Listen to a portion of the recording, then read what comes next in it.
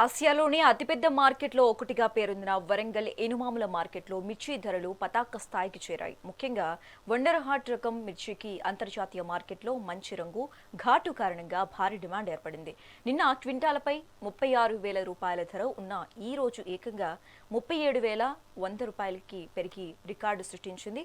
అయితే ధరలు ఎంత బాగున్నా రైతుల పరిస్థితి మాత్రం వడ్డీ కాకముందే విస్తరి వడ్డించినట్లుగా తయారైంది. అయితే అకాల వర్షాలు, తామర తెగుళ్ల వల్ల దిగుబడి దారుణంగా పడిపోయిందని, ఎకరానికి కనీసం 5 క్వింటాలు కూడా రావటం లేదని రైతులు వాపోతున్నారు. పెరిగిన పెట్టుబడులు ఒకవైపు, దళారుల బెడద మరోవైపు తమను నష్టాల్లోకి నెడుతున్నాయని అన్నదాతలు ఆవేదన వ్యక్తం చేస్తున్నారు.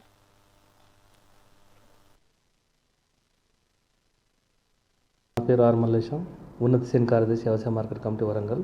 ఈరోజు మిర్చి వచ్చేసి మన వరంగల్ మార్కెట్కి దాదాపుగా 15,000 నుంచి 16,000 వచ్చినాయి, తగ్గినాయి. ఎందుకంటే నిన్న వర్షాభావ సూచనలు ఉన్నందువల్ల కొంచెం రైతులు కొంతమంది తీసుకురాలేకపోయారు. అయితే ఇప్పుడు మనకు ఖమ్మం మిర్చి వచ్చేసి తేజ మిర్చి వచ్చేసి 18,300 ఉంది ఈరోజు.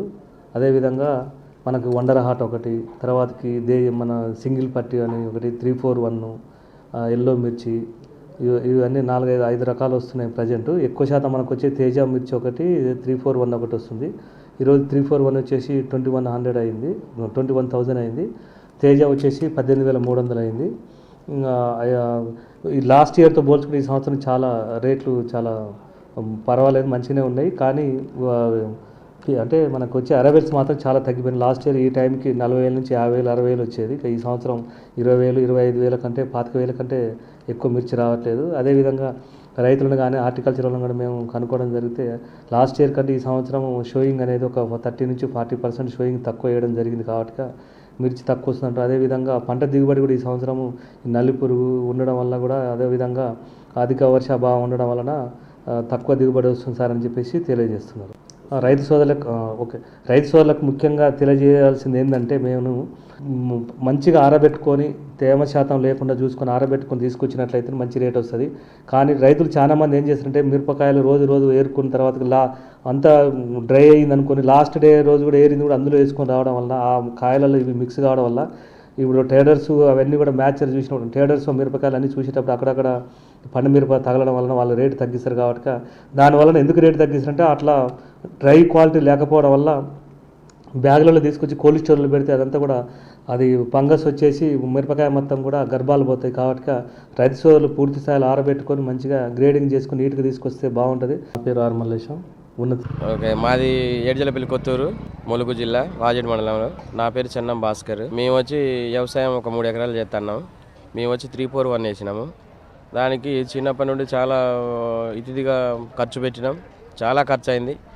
కానీ అది 29,000కు పెంచిన ధరలే, కానీ ఇప్పటికీ 8,000 ధర తగ్గించారు. అది మాకు స్పందిస్తలేదు. మా రైతు ఆశలని నిరాశలు అయిపోయి ఉన్నాయి. ఎందుకంటే మేము చాలా ఈ రేటును చూసిన సంది చాలా పెట్టుబడి ఎక్కువ అయిపోయి ఉన్నది. కానీ ఇప్పుడేమో ఇక్కడ 21 జెండా పాడబాడి 18,500 అమ్మకం జరుగుతుంది. అది జరగకుండా కొద్దిగా చూడాలని కోరుకుంటున్నా. అట్లాగే రైతులు అనేటోళ్ళు చాలా ఇబ్బందిగా గురయ్యి అకాల వర్షానికి చాలా ఇదవుతా ఉన్నారు. దాని విషయంలో కూడా మీరు కొద్దిగా గమనించి కొద్దిగా మాతో చేదోడు వాదోడుగా మాకు స్పందిస్తే మేము కొద్దిగా మీతో పాటు మేము నెగ్గగలుగుతామని నేను కోరుకుంటున్నాను.